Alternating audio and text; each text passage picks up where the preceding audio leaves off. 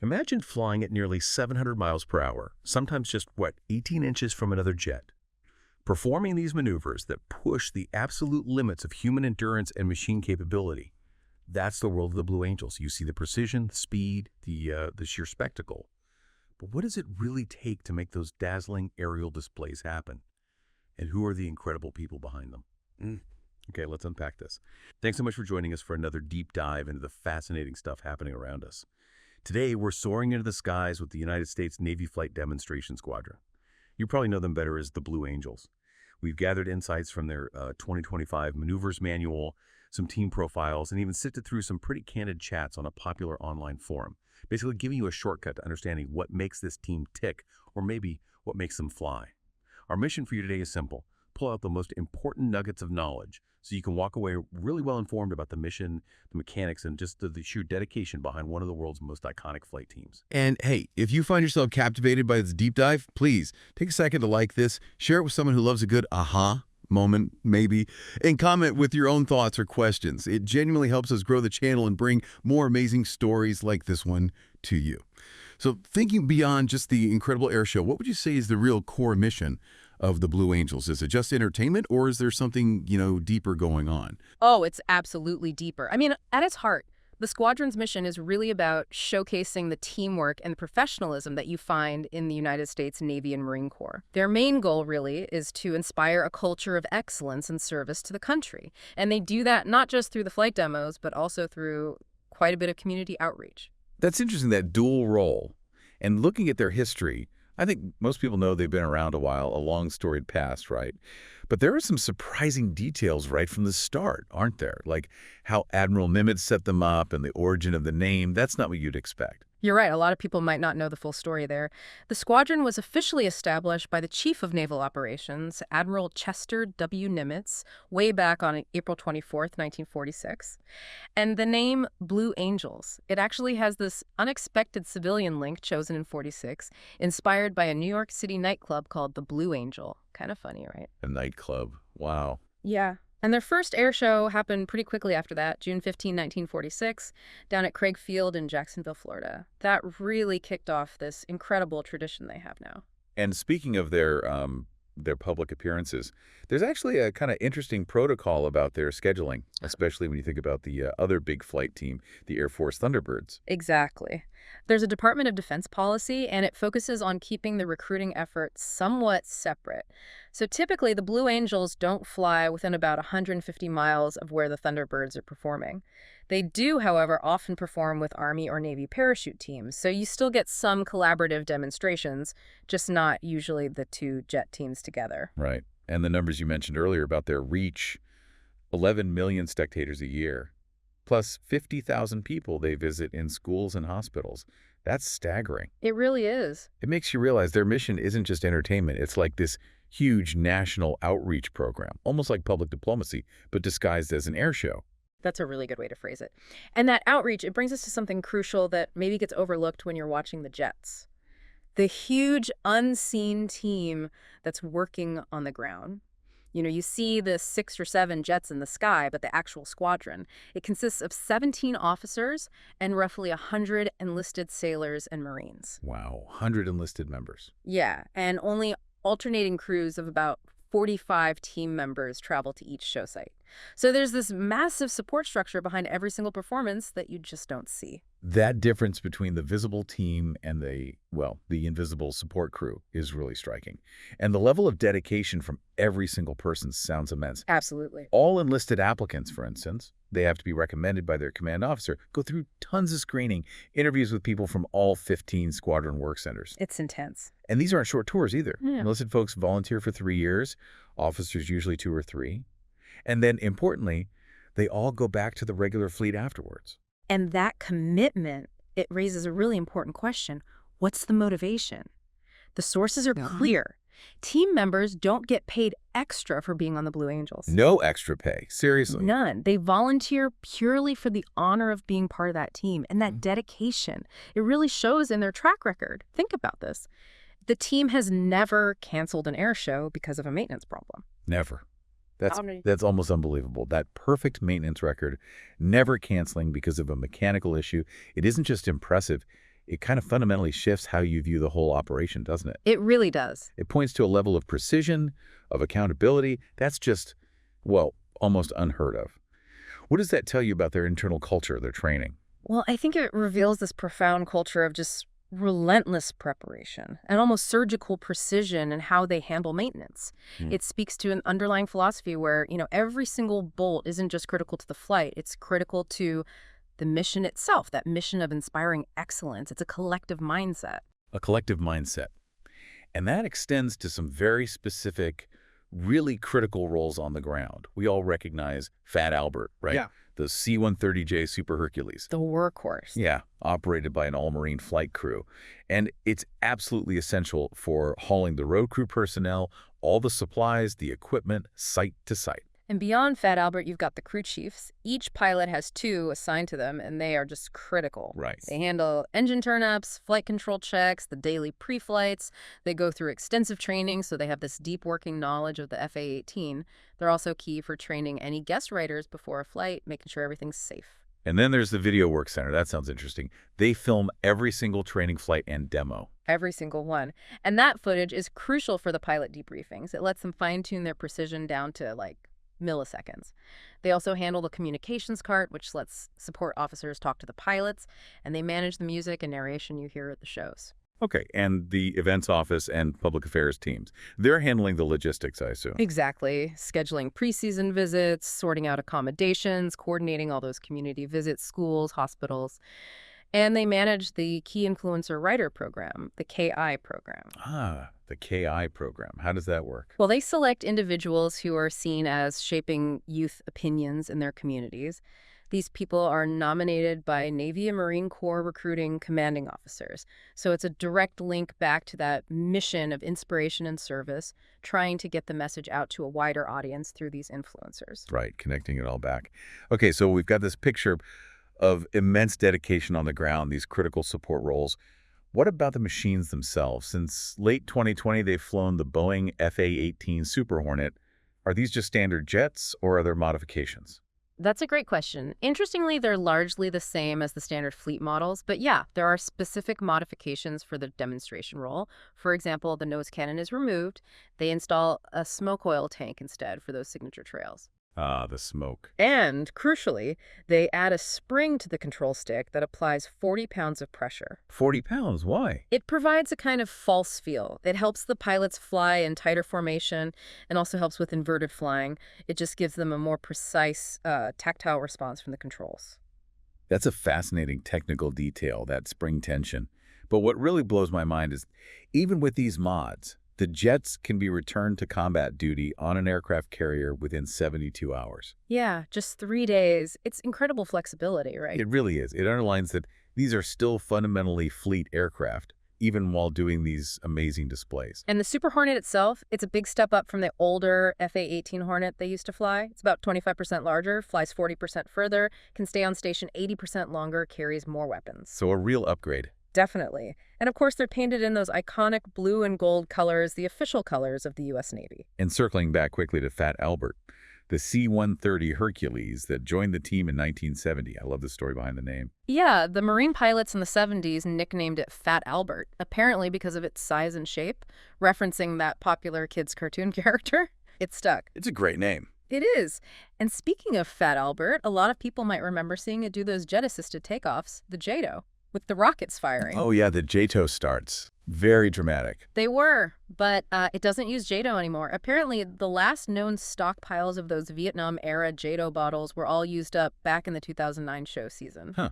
End of an era right there. Yeah. So no more rocket boosts. What are its specs now? Still impressive. It holds, 43,450 pounds of fuel, cruises around 400 miles per hour. Each of its 4 engines kicks out about 4,700 horsepower, and its maximum takeoff weight is a hefty 155,000 pounds. That's a serious aircraft. Yeah. And operated by 7 Marines. That's right. 3 pilots, 2 loadmasters, and 2 flight engineers make up Fat Albert Airlines. Okay, so we've covered the ground crew's dedication, the incredible machines. But how do they do it?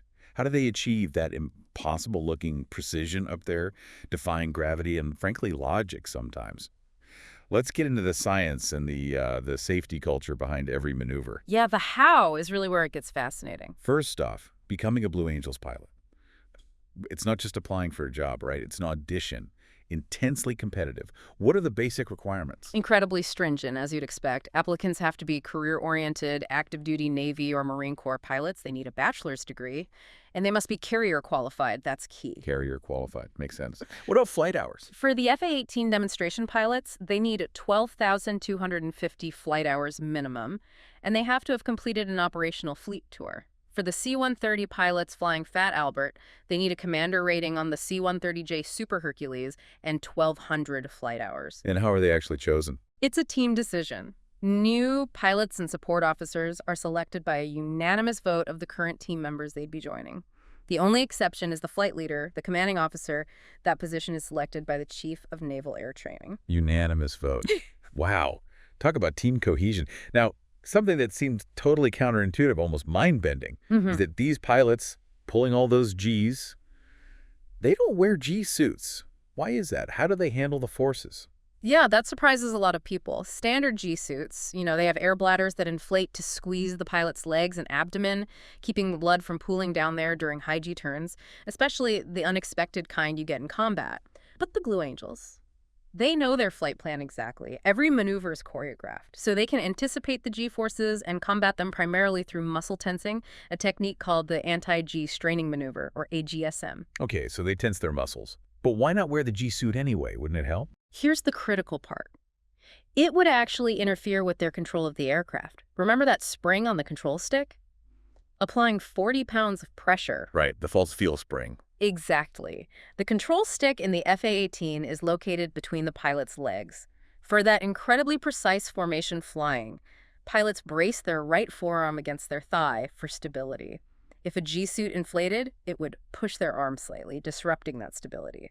At the fine tolerances they fly, that tiny disruption could be disastrous. Ah, okay, so the G-suit would actually reduce their precision. That makes perfect sense when you put it that way. Precisely. And that precision, 18 inches apart. You mentioned that earlier. Less than 2 feet, nose to tail, at hundreds of miles an hour in the Diamond 360. I mean, most people struggle to parallel park a car going 5 miles an hour. How do they even train for that level of spatial awareness, that trust? It really comes down to relentless practice, constant debriefing, using that video footage we talked about, and just absolute unwavering trust in each other. Building that takes hundreds of hours, those 120 training flights before the season even starts. And this precision has to adapt too, right? Yeah. Based on the weather. Absolutely. The maneuvers vary significantly depending on the conditions. They have different show profiles. Like what? Okay, so for a flat show, that's minimal maneuvers, they need at least 3 nautical miles of visibility and a cloud ceiling of 1,500 feet, although the FAA can sometimes waive that down to 1,000 feet. For a low show, which brings in some rolling maneuvers, they need the ceiling up at 4,500 feet, still 3 miles visibility. And to perform the full high show, with everything they've got, they need a clear ceiling up to 8,000 feet and that same 3 miles visibility. That's quite a range, and the altitudes they actually fly at, also incredible. You mentioned the lead solo sneak pass, as low as 50 feet. 50 feet, it looks impossibly low from the ground. And then at the other extreme, you have the opposing solo doing a vertical roll, climbing up to 15,000 feet. And the speeds. Also a huge range. They slow down to about 120 miles per hour for the section high alpha maneuver, where they fly with a really high angle of attack. But then the sneak pass, that's pushing 700 miles per hour just under Mach 1. Wow. And the smoke we see, it's not just for show, is it? Correct. It looks great, helps spectators follow the path, but it has a real safety function too. It's made by pumping biodegradable paraffin-based oil directly into the exhaust nozzles and vaporizes instantly. Biodegradable. Yeah, poses no hazard to the environment. But critically, it gives the solo pilots a clear visual reference point for each other, especially during those opposing maneuvers where they're flying head-on, or if visibility is a bit low, it enhances safety. Makes sense. And speaking of safety, there are some hard rules. Pilot radio communications aren't made public, right? For safety reasons. That's right. Broadcasting those internal comms could potentially interfere with vital pilot-to-pilot communication and jeopardize safety during the intricate maneuvers. And they never fly under bridges or anything like that, even if it looks like it. Nope. That's purely an optical illusion created by perspective. They are strictly prohibited from flying under any structures during a show. And no sonic booms. Correct. They're not authorized to exceed the speed of sound during a performance, so you shouldn't hear any sonic booms. Okay, one more safety-related point that struck me. Yeah. There's no spare pilot on standby.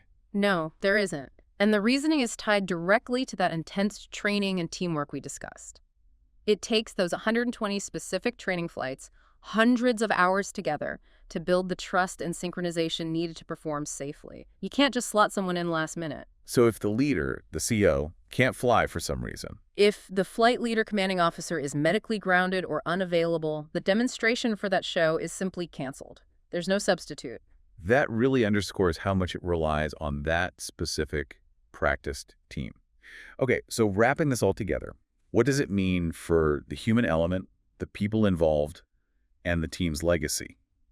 We have to acknowledge the risk. We do. Historically, looking at the numbers, out of 262 Blue Angels pilots, 26 have tragically been killed during training or show accidents. That sounds like a high fatality rate at first glance, around 10%. It does initially sound high, but it's really important to break that down. 23 of those 26 fatalities happened in the first 39 years of the program, from 1946 up to about 1985. In the most recent 36 years, there have been only 3 fatalities. That points to a huge improvement in safety protocols and training over time. The recent fatality rate is much lower, closer to 2%. That's a crucial distinction, a significant improvement in safety. Absolutely. But the risk is always there. Pilots consistently describe all the maneuvers as incredibly demanding, mentally and physically. They stress that concentration is paramount, because even a tiny mistake, just for a split second, could be deadly. Despite those inherent risks, the experience clearly shapes incredible careers. 19 former Blue Angels went on to achieve flag rank admirals or generals. That's right. It speaks volumes about the leadership and discipline fostered on the team. And one former flight surgeon, Commander Chuck Brady, even became an astronaut. Talk about reaching for the stars, literally. It really shows the caliber of individuals drawn to that kind of service and challenge. Their impact definitely extends way beyond just the airshow circuit. So for listeners who are maybe inspired by this and want to see them, are tours of the home base possible? Unfortunately, no. Their schedules are just too demanding for regular tours. However, there's a great opportunity, public practices. They usually hold practices most Tuesday and Wednesday mornings right there at the National Museum of Naval Aviation at NAS, Pensacola, their home base, during the show season, obviously, weather permitting. And people can just go watch. Yes. And sometimes the pilots are even available afterwards to meet fans, sign autographs, chat a bit. It's a fantastic way to get a closer look. That sounds great. And just a practical note for anyone planning to attend a show, there's no official VIP seating sold by the Blue Angels themselves. If you're looking for special tickets or maybe reserved viewing areas, you'd need to check with the local airshow organizers for whatever city they're in. Good point. It varies from show to show. Okay, so let's try to bring this all together. What does this deep dive really tell us?